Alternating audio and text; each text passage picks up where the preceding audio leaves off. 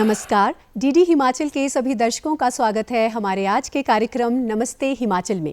जैसा कि आप जानते हैं, हम आपकी मुलाकात इस कार्यक्रम में करवाते हैं फेमस पर्सनालिटी से, ऐसी शख्सियत से और ऐसे कलाकारों से जिनसे हमें सीखने को मिलता है कि निरंतर प्रयास करते रहने से ज़िंदगी में सफलता ज़रूर मिलती है। वो हमारे लिए एक प्रेरणा के स्रोत होते हैं।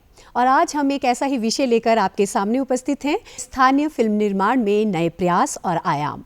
कहते हैं ना, वक्त बदलता है और वक्त के साथ तकनीक बदलती है, नए विचार आते हैं और यही सब प्रस्तुत हो रहे हैं फिल्म के निर्माण में भी, और नए कलाकारों को नया रंगमंच मिल रहा है। आज हम बात करने जा रहे हैं एक ऐसी ही फिल्म के बारे में जिसे न्यूयॉर्क में प्रतिष्ठित आईफा अवार्ड से सम्मानित किया गया। फिल्म का नाम है सूद सरकार शिमला। जी हाँ, इस फिल्म की निर्माता निर्देशक भारती कुठियाला जी आज हमारे साथ जुड़ी हैं। उसके साथ ही इसमें जिन्होंने अपना वॉइस ओवर दिया है वो रंगमंच से कई दशकों से जुड़े हैं और उनकी आवाज़ तो क्या ही कहना, जब आप सुनेंगे आप खुद जान जाएंगे मैं ऐसा क्यों कह रही हूँ। जवाहर कौल जी से, और साथ में एक और शख्सियत हमारे साथ जुड़ी है क्योंकि टेक्नीशियंस के बिना फिल्म अधूरी होती है।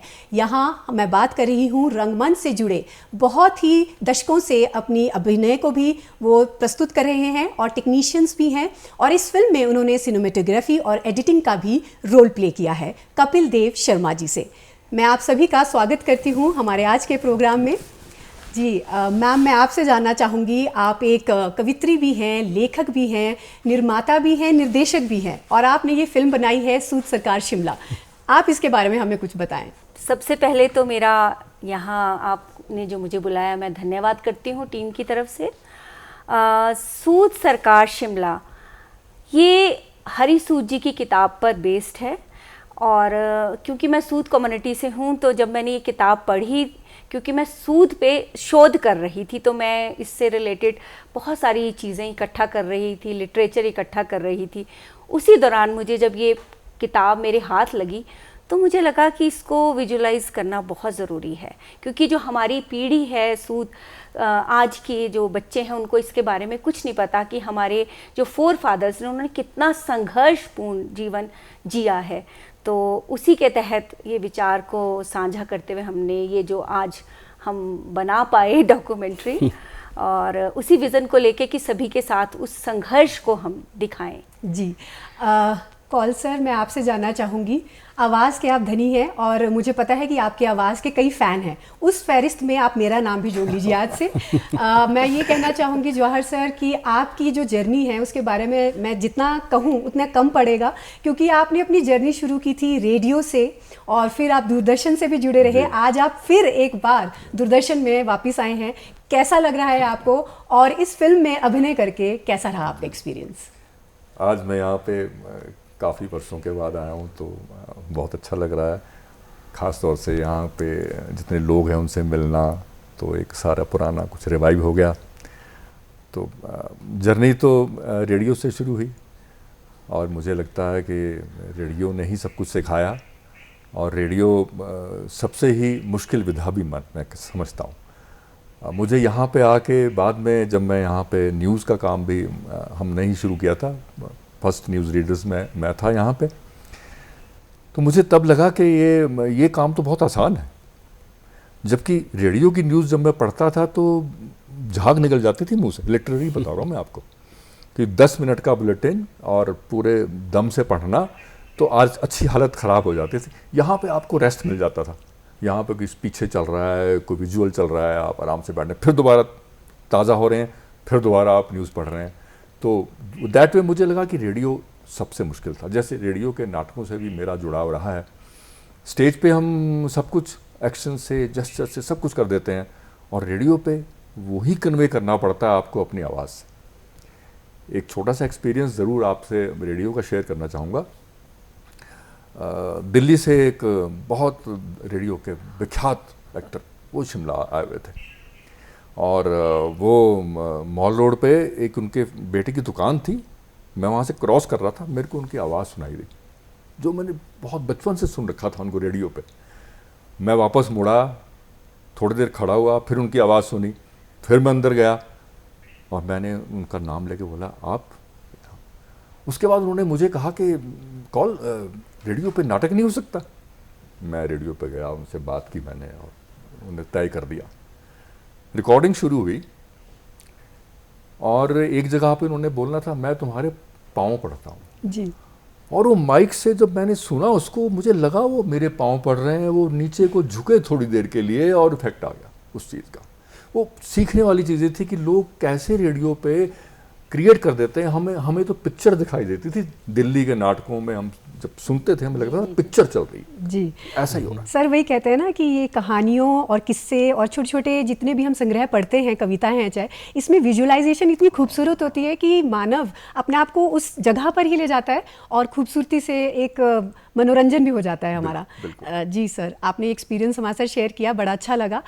कपिल जी, मैं आपसे भी जानना चाहूँगी, रंगमंच से आप भी कई दशकों से जुड़े हैं, आपका भी एक बेहतर मैं कह सकती हूँ एक्सपीरियंस रहा है और लगाव भी बहुत है। लेकिन टेक्नोलॉजी की जब हम बात कर रहे हैं आज के दौर में, जैसे जैसे डेवलप हो रही हैं, कई तरह के स्तर आ चुके हैं, तो कितना मुश्किल रहा आपको सिनेमेटोग्राफी और एडिटिंग इस फिल्म के लिए करने के लिए? देखिए, पहले तो मैं भी अपनी टीम की तरफ से आभार करना चाहूँगा आपका। और रही बात रंगमंच, और ये जो रंगमंच से मैंने शुरुआत की अपनी, और ये तो मेरा सौभाग्य है कि जौहर कौल सर, भारती मैम, इस तरह के जो है मुझे लोग मिले हैं ज़िंदगी में, जिसकी वजह से कि मैं थोड़ा बहुत कुछ जो सीख पाया हूँ और कर रहा हूँ।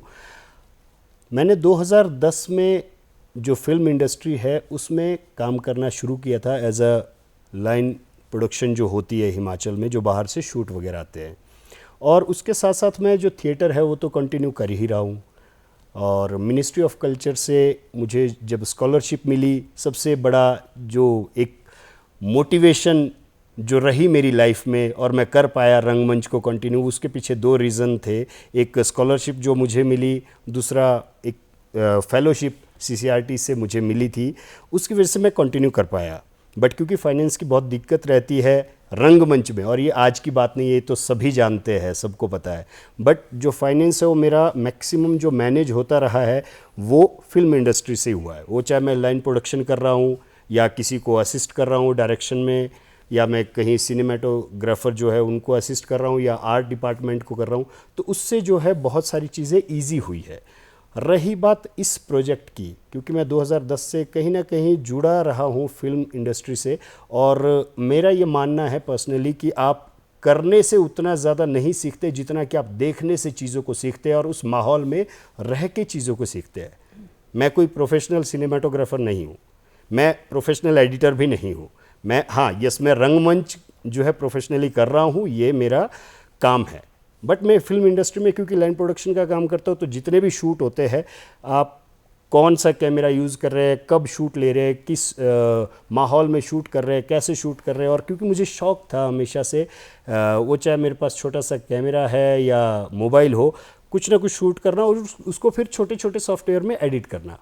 तो मैं ये खुद ही मैंने मतलब मोबाइल से मैंने सीखना शुरू किया शूट करना और एडिट करना।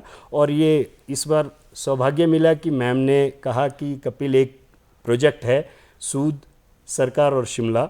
ये हालांकि टॉपिक हमारा बाद में काफ़ी डिस्कशन के बाद फाइनल हुआ, बट क्योंकि सूद कम्युनिटी पे करना था, तो जब सबसे पहले इन्होंने मुझसे ये शेयर किया तो मैं विजुअलाइज कर पा रहा था चीज़ों को कि यार कुछ ऐसा बनाएंगे मैम, ऐसा करेंगे। बट बहुत सारी चीज़ें होती है, देखिए फाइनेंशियली बहुत सारी चीज़ें देखनी पड़ती है आपको, किस माहौल में आप शूट कर रहे हैं। बट जितना हम कर सकते थे हमने अपनी तरफ से जो है 100% कोशिश की बेटर करने की। और जौहर कौल जी सर जैसे अगर वॉइस ओवर हो तो फिर दिक्कत नहीं होती है मैम, तो दिक्कतें तो रहती है, समस्याएं तो रही है। और मैं फिर से कह रहा हूँ कि मैं कोई प्रोफेशनल नहीं हूँ सिनेमाटोग्राफर, बट मैं इतना ज़रूर है कि मुझे नॉलेज है कि कौन सा शॉट कब लेना है, उसका फील क्या होता है, उसकी ज़रूरत कब है। और एडिटिंग भी मैंने खुद ही सीखी है, तो इतने सालों से क्योंकि मैं खुद ही कर रहा था तो मैंने कहा ठीक है मैम, एडिटिंग भी हम कर लेंगे। तो काफ़ी सारी चीज़ें रही है मैम, समस्याएं तो बहुत रहती है, बट अच्छा सफ़र रहा है। जब मैं सूद सरकार शिमला पे इस प्रोजेक्ट पे काम करने के लिए सोच रही थी कि जब हम किसी नए काम को करना चाहते हैं तो फाइनेंस तो सबसे पहले प्रॉब्लम होती है, लेकिन आपके साथ अगर टीम में अच्छे लोग हैं, क्योंकि ये एक प्रोडक्ट अब तो वो तो जब पब्लिक डोमेन में आएगा वहाँ अच्छा लगा, कुछ तो उनको लगा अपील, तो उसको बेस्ट डॉक्यूमेंट्री का दिया है। नो डाउट जिन्होंने भी काम किया, जब आप दिल से करते हैं, प्रोफेशनल काम करना, we are a mature artist, हम थिएटर से बचपन से जुड़े रहे हैं। मैंने कॉलेज ने नाटक भी किए, स्टेज पे भी किया, रेडियो पे भी बहुत, 82 से मैं पास आउट हूँ। तो हम उस तरह से प्रोफेशनली पैसे के साथ नहीं जुड़े हुई थी हमारी कला, कहीं जैसे हमारे को उस तरह से झाड़ू होके नहीं जुड़ना पड़ रहा था, हमारी नौकरी चल रही थी, इनकी भी नौकरी, पर हम कला से कहीं कहीं जुड़े हुए थे। उन्होंने भी फाइनेंस के लिए और चीज़ें की, पर आप जब दिल से कोई काम करते हैं तो वो चीज़ अच्छी निकलती, क्योंकि आपका मन, एडिटिंग इन्होंने खुद सीखी क्योंकि उनको शौक था। तो वो चीज़ मुझे लगता है कोई भी कलाकार हो, अगर वो शिद्दत से, दिल से, जुनून से काम करता है तो वो आगे ज़रूर कहीं ना कहीं पहुंचता है। देर सवेर वो कहीं ना कहीं पहुंचता ज़रूर है। जी, मैं अपने दर्शकों से भी ये कहना चाहूँगी कि कपिल जी ने बड़ी अच्छी सी बात कही कि रंगमंच में चैलेंजेस बहुत हैं, चुनौतियाँ भी बहुत हैं, फाइनेंस की दिक्कत भी हो सकती है, लेकिन जब एक मोटिवेशन मिलती है स्कॉलरशिप की, तो वो मोटिवेशन अपने आप में बहुत बड़ी होती है, क्योंकि उस मोटिवेशन से आज हम देख सकते हैं कि ये कलाकार जितने हमारे बीच बैठे हैं, इनकी आपस में जो एक यूनिटी है, एक अच्छी सी टीम है, एक दूसरे को प्रोत्साहन देना, एक दूसरे का साथ दिया है जिस तरह से। मैम, मैं आपसे जानना चाहूँगी, सूद सरकार शिमला, ये टाइटल, ये जो आपने चुना, ये क्यों चुना, इसके पीछे क्या रीज़न है, क्या कहना चाहेंगी आप? देखिए, सूद सरकार शिमला, जब ब्रिटिश यहाँ पे शुरू में आए, एक्चुअली बहुत 1822 के आसपास उन्होंने एक सर्वे के लिए टीम आई थी। तो जब वो यहाँ आई, उनको इतना सुंदर और अनुकूल लगा यहाँ वातावरण, तो उन्होंने अपने सुपीरियर को बोला कि वो कलकत्ता में रह रहे थे, वहाँ गर्मी उनसे बर्दाश्त नहीं हो रही थी, कि यहाँ पॉसिबिलिटी है कि रहा जा सकता है। तो उनके कोई सुपीरियर आए, उसके बाद वो यहाँ रहे। आहिस्ता आहिस्ता कैप्टन कैनेडी थे, वो यहाँ पे आए, उनका जो ये छावनी है डगशाई में, वहाँ था। तो वहाँ से वो एक सेनेटोरियम के रूप में शुरुआत हुई कि वहाँ जब सेकेंड वर्ल्ड वार में जब दिक्कत हो रही थी, तो उनको रेस्ट करने के लिए जो सैनिक थे वो वहाँ रखते थे। उनको उन्होंने 2 स्टोरी का भवन बनाया यहाँ पे, कैनेडी हाउस जो बना था। उसके बाद आहिस्ता आहिस्ता उनको लगा कि यहाँ बसना शुरू हुआ जब शिमला, फिर 1864 में जाके राजधानी बनी है। लेकिन कुछ एक जो स्पीरियड थे, उनको और भी कुछ अंग्रेज़ आए, तो उनको राशन मुहैया कराने, क्योंकि रास्ते तो थे नहीं यहाँ पे, राशन इतनी दूर से लाना, पहुँचाना, पैदल रास्ते हैं, तो उसके लिए कोई कम्युनिटी की ज़रूरत थी। तो इन्होंने अम्बाला के किसी व्यापारी से कांटेक्ट किया, लेकिन वो हो नहीं पाया क्योंकि इतना आसान काम नहीं था। फिर इन्होंने एक कोई हमारे 4 नौजवान थे सूद, जिनको ये पता चला कि नया शहर बसने जा रहा है। बिल्कुल 1-2 गांव में, 1-2 दूर दूर तक घर होंगे, आसपास छोटी छोटी 4-5 रियासतें थी। जो 5 हम यहाँ बात करते हैं ना शिमला की हिल्स की, तो अलग अलग, जैसे समर हिल, जाखू हिल, ये सारी, तो इन पे अलग अलग जगह पे बसाव, थोड़ा थोड़ा बसाव था। तो उन्होंने उस तरीके से फिर उनको लगा कि चलना चाहिए, तो उन्होंने मुलाकात खुद आके की लॉर्ड कैनेडी से। फिर उन्होंने कहा कि आप ऐसा काम कर सकते हो। उन्होंने आश्वासन दिया कि हम इसको टाइमली कर देंगे। वो होशियारपुर की मंडी में गए, पहले वापस गरली में गए, वहाँ अपने प्रागपुर में सभी अपने कम्युनिटी में बातचीत की, इतना पैसा चाहिए, सब कुछ वो जब उन्होंने इकट्ठा किया, फिर वहाँ होशियारपुर से लिया, फिर उनको घोड़े उन्होंने कुल्लू से लिए। अब थोड़ी सी स्टोरी मैंने बता दी, मैंने सोचा थोड़ा सस्पेंस रहना चाहिए, ज़्यादा बता दी मुझे। सस्पेंस, चलिए, मतलब क्योंकि मैम अब कलाकार दिल से बोलता है तो दिल से निकल जाती है बाद में हम फिल्म में क्या दिखाएंगे, फिर उसको बता देंगे। हाँ, ये है जी। चलिए, वो था कि उन्होंने कितने जुझारू होके वो पहुंचाया।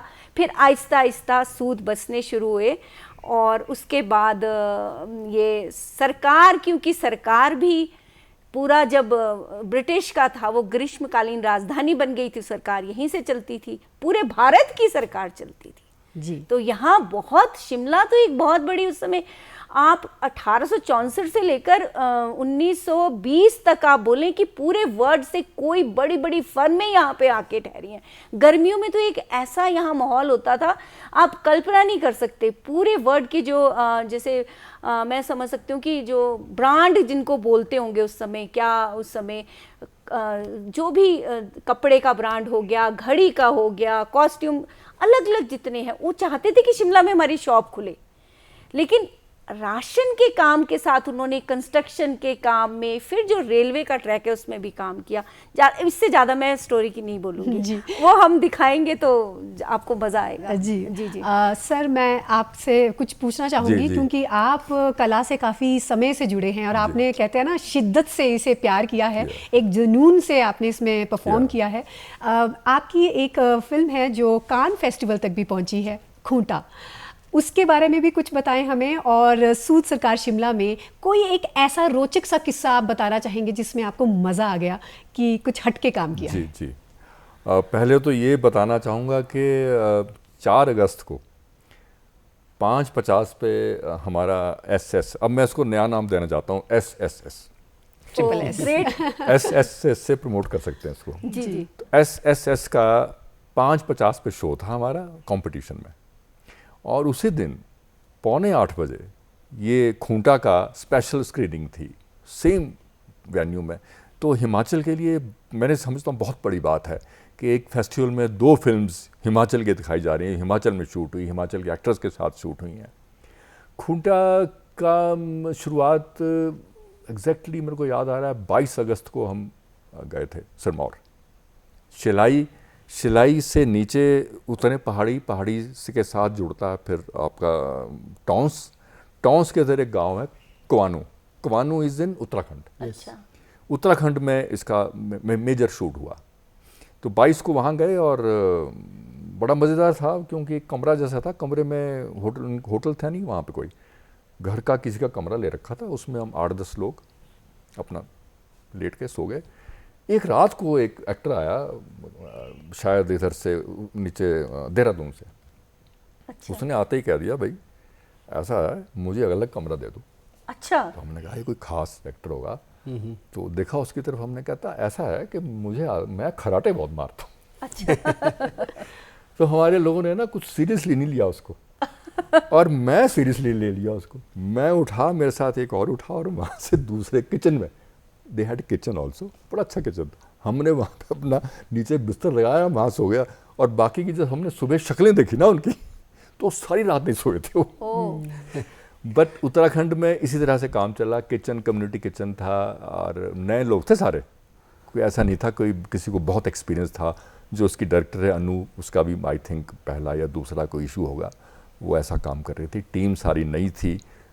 15-16 दिन शूट हुआ इसका वहाँ पे। 15-16 दिन में हमने इसको ख़त्म कर दिया था वहाँ पे जी। तो इसके साथ ये एक्सपीरियंस रहा वहाँ का। और उन दिनों रास्ते भी बड़े ख़राब थे, बारिश से बहुत डैमेज हो रखा था पूरा उत्तराखंड का area. Still we did it. और ये तो फिर भारती का एक दिन फ़ोन आया। अच्छा, मेरी आदत ऐसी है, मैं अपने लोगों से नहीं पूछता क्या क्यों। इसने कहा ऐसे है, ये करना है, ओके फाइन। और फिर देखिए, इसकी हमने वीओ भी अदरवाइज स्टूडियोज़ ढूंढते हैं इधर, जहाँ बड़ा इक्विपमेंट ढूंढते हैं।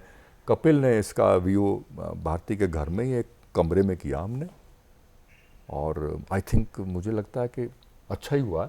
नहीं, कोई क्वालिटी वाइज कोई दिक्कत नहीं आई वो करने में। हाँ, कुछ चीज़ों पे हमारी डिस्कशंस हुई, जैसे आज भी भारती के मुंह से निकला लॉर्ड। हाँ। ये हम पूरा शूट कर चुके थे। शूट क्या, मैं वॉइस ओवर सारा कर चुका था। कैप्टन।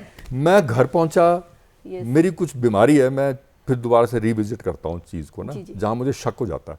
मैं गया और मैंने ढूंढना शुरू किया, एक था क्या। मुझे ऐसा ख्याल आया कि लॉर्ड कभी नहीं था वो, उसको लॉर्ड को कभी उपाधि नहीं दी गई थी। फिर पता लगा वो तो कैप्टन था। कैप्टन। अगेन फिर से मैंने बात की, मैंने कहा अरे गलत हो गया है, गलत लिखा हुआ। फिर घर गए, वापस शूट हुआ दोबारा से, फिर कैप्टन के साथ शूट किया। लेकिन चीज़ें कई रह जाती हैं, आज भी मुँह से इसके लॉर्ड निकला है। वो कई चीज़ें जो घुसी होती है दिमाग के अंदर। जी जी।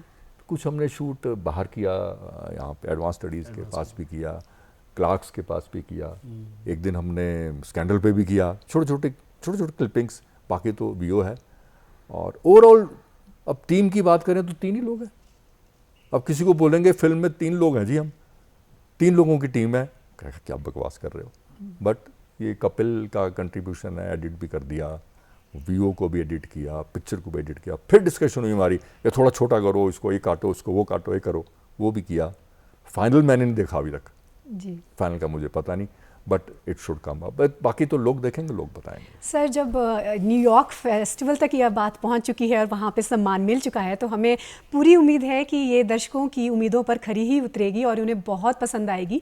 मैम, मैं एक बात आपसे भी जानना चाहूँगी, क्योंकि जब हम फिल्म प्रोडक्शन की बात करते हैं, और सर ने एक बड़ी अच्छी सी बात की कि कलाकार की शिद्दत देखिए कि वो कभी भी समाज को कोई गलत मैसेज नहीं देना चाहेंगे, वो लॉर्ड से कैप्टन होना चाहिए। ये भी एक बड़ी कहते हैं ना, मेहनत का काम है कि सही मैसेज दुनिया तक पहुंचे और दर्शकों तक पहुंचे।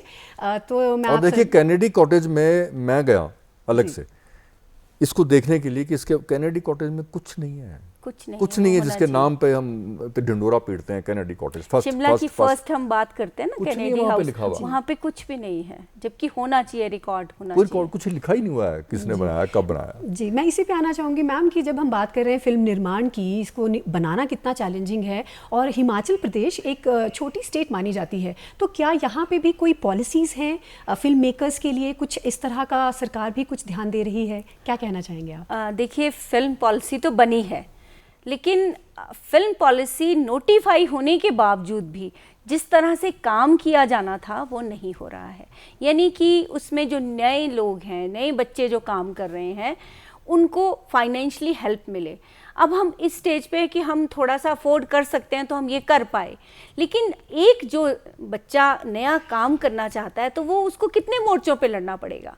वो आर्थिक रूप में अगर वो चाहता है कि पहले पैसे इकट्ठा करूं, तब तक तो उसकी सोच, जो ख्वाब उसने देखा है कि मैं ये करूंगा, ख़त्म हो जाएगा।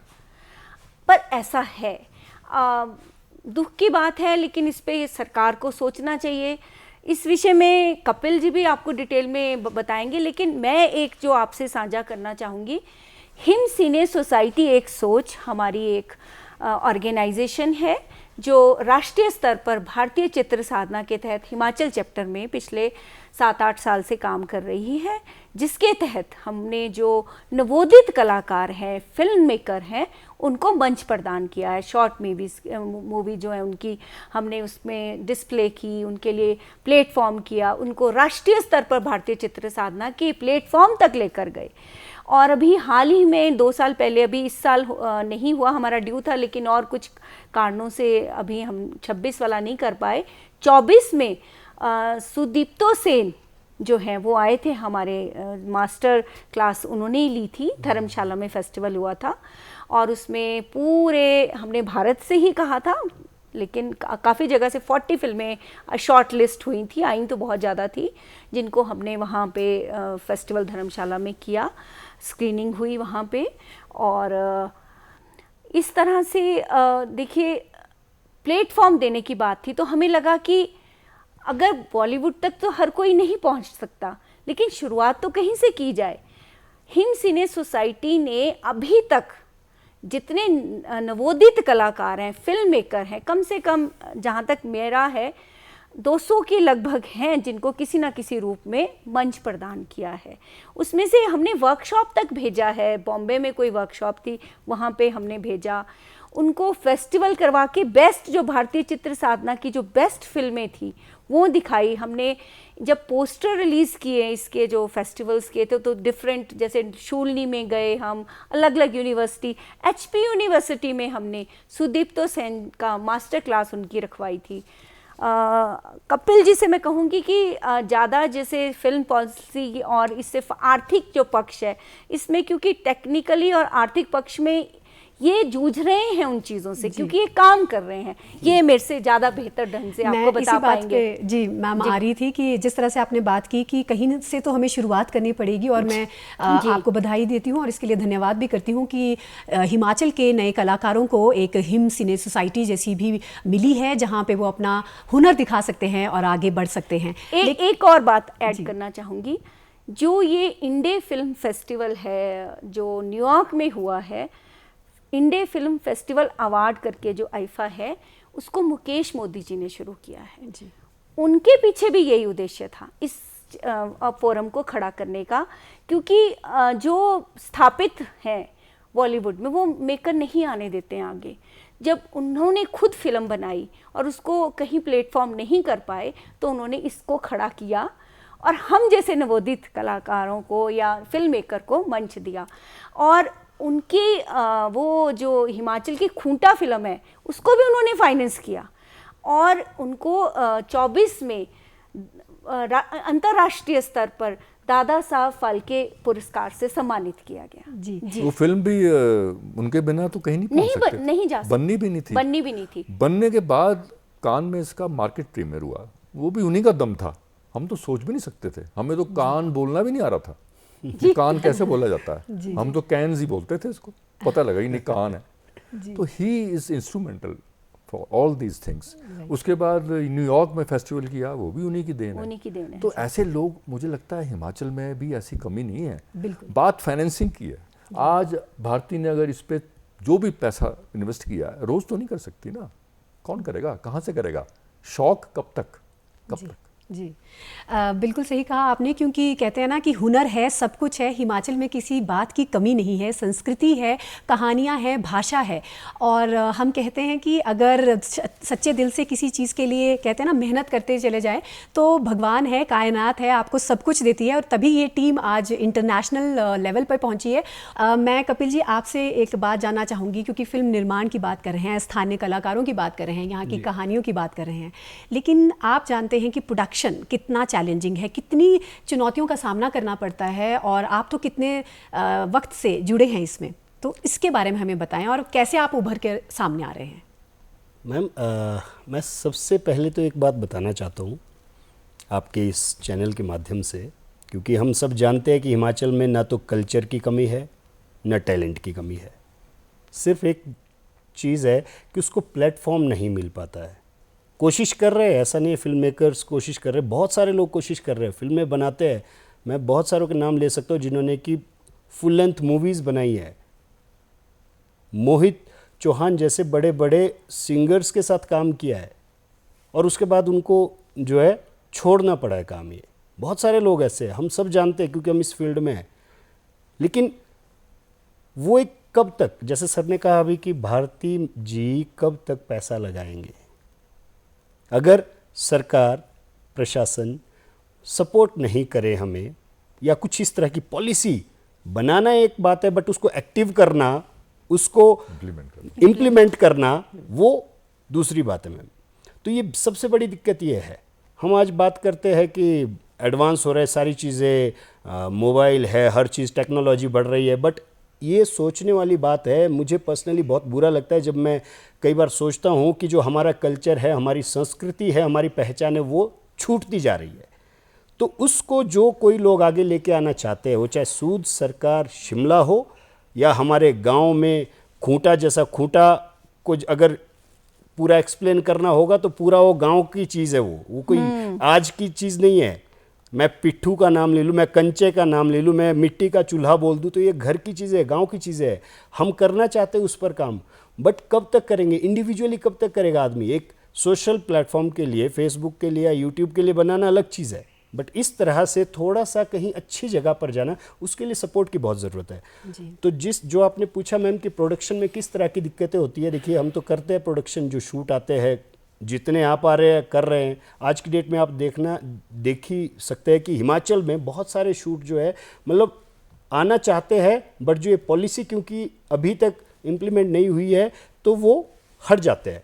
लोग उत्तराखंड जाना चाहते हैं, जहाँ पॉलिसी, जहाँ उनको सब्सिडी मिल रही है वहाँ जाना चाह रहे हैं। और उसके पीछे भी रीज़न सिर्फ अगर हम ये सोचें कि हम सब्सिडी दे रहे हैं 70% 80% और हमारा पैसा जा रहा है, तो वो गलत वो है। आपको ये सोचना पड़ेगा कि अगर आप सब्सिडी दे रहे हैं तो जो जितना पैसा दे रहे हैं वो सारा का सारा पैसा आपके स्टेट पे इन्वेस्ट हो रहा है, और उसमें आपने कंडीशंस लगा देते हैं कि हिमाचल के आर्टिस्ट होने चाहिए, आपके स्टेट के आर्टिस्ट होने चाहिए, आपका कल्चर उसमें दिखना चाहिए। तो जब उस पॉलिसी में आपने सारी चीज़ें डाली होगी तो हमारा कल्चर खुद जो है, हमारी संस्कृति है, वो कहीं ना कहीं सेफ रहेगी। फिल्म मेकर आएंगे, वो हमारे कल्चर को एनहांस करेंगे, उसको शूट करेंगे, डॉक्यूमेंट बनेगा, उसका लोकल आर्टिस्ट को फ़ायदा होगा। तो जब तक ये चीज़ें नहीं होगी, पॉलिसी को जो है इम्प्लीमेंट नहीं करेंगे मैम, मैं बता रहा हूँ आने वाले टाइम में अभी भी बहुत सारे जो फिल्म मेकर है, प्रोडक्शन हाउसेस है, वो हटना शुरू हो रहे हैं कि नहीं हिमाचल में यार, वहाँ यार सब्सिडी नहीं मिलती है। कपिल जी क्या आपके सब्सिडी दे रहे हैं? बहुत सारे, मुझे पर्सनली बहुत सारे फ़ोन आते हैं, और फाइनली हम बोल देते नहीं मिल रहे यार, ओके यार, फिर रहने देते हैं, झारखंड जाते हैं, उत्तराखंड जाते हैं, जहाँ जहाँ पॉलिसी है उनकी एक्टिव है। तो ये बड़ी ज़रूरत है मैम। कपिल जी, आपकी बात मुझे बड़ी अच्छी लगी। कहते हैं ना, एक से भले दो, दो से भले तीन।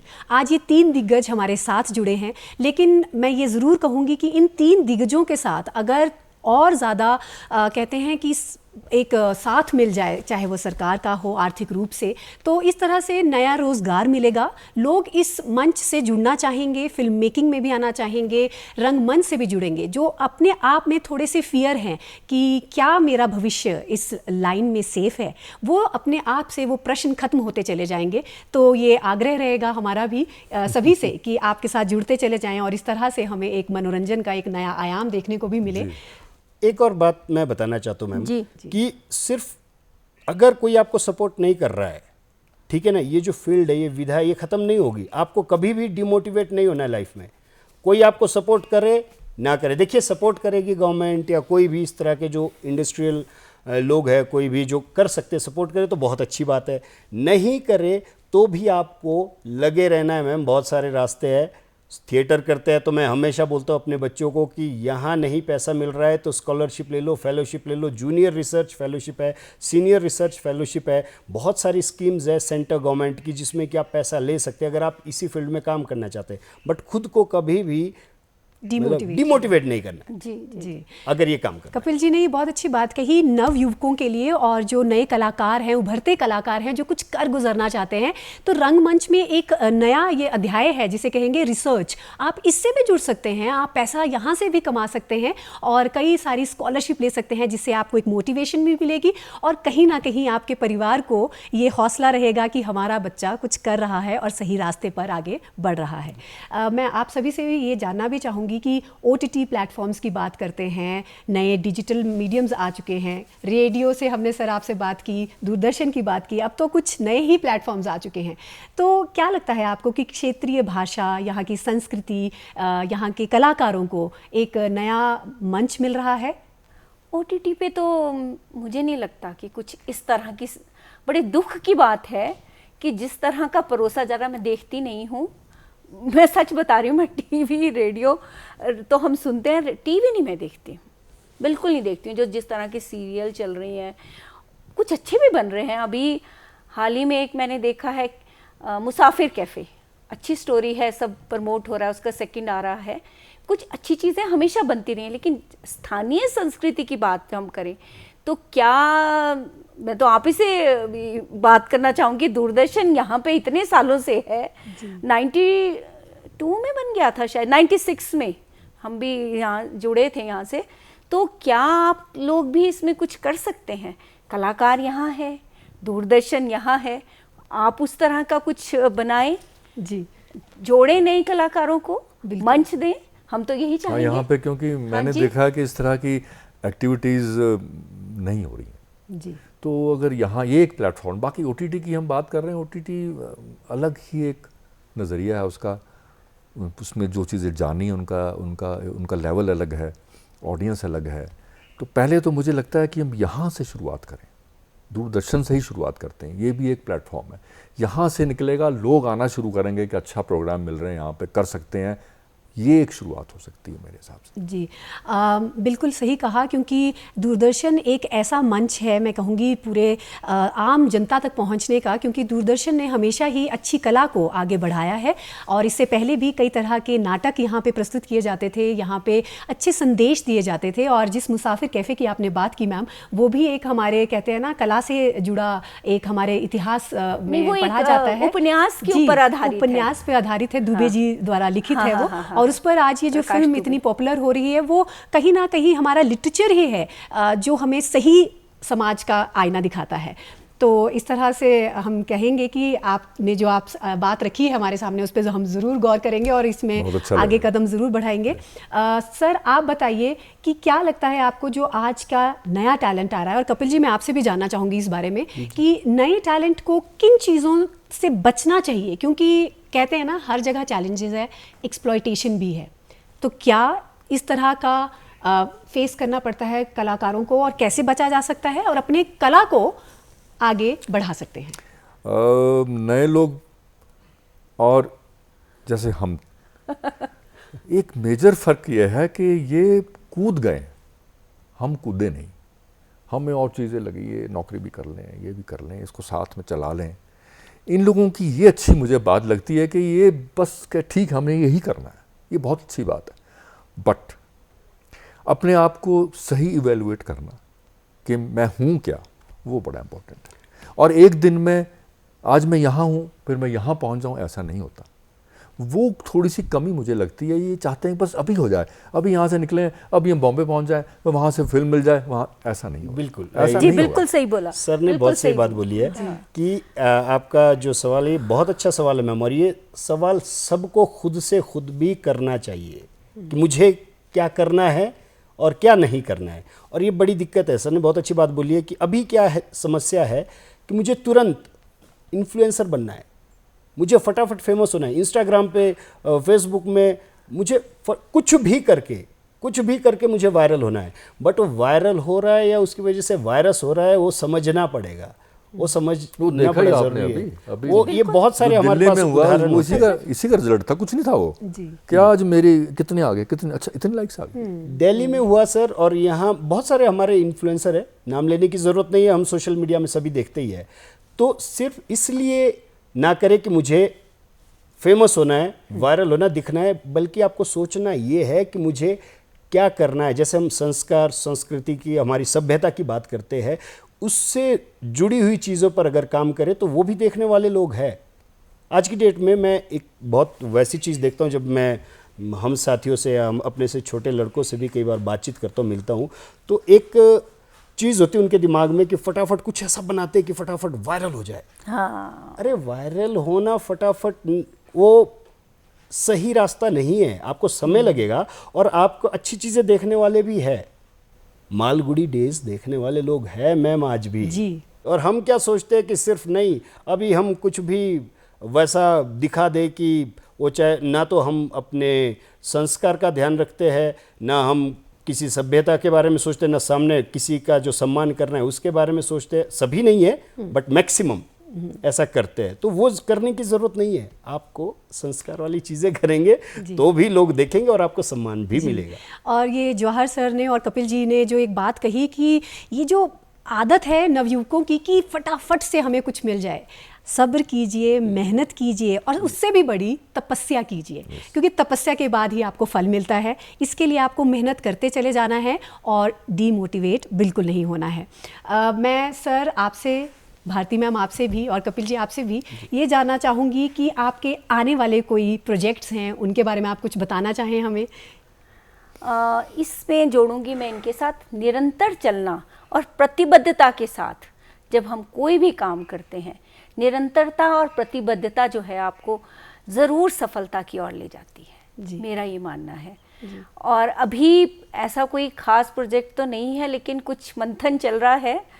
देखो 6 महीने बाद क्या निकल के आता है, ऐसा कुछ विशेष नहीं है। ये कलाकार की बहुत अच्छी बात होती है, वो बताते नहीं हैं, वो बस मेहनत करते चले जाते हैं और एक नया सा, एक कहते हैं ना, आयाम खड़ा कर देंगे और कुछ एक प्यारा सा सरप्राइज़ लेकर हमारे सामने आ जाएंगे, जिसे दर्शक बहुत ज़्यादा एंजॉय करेंगे।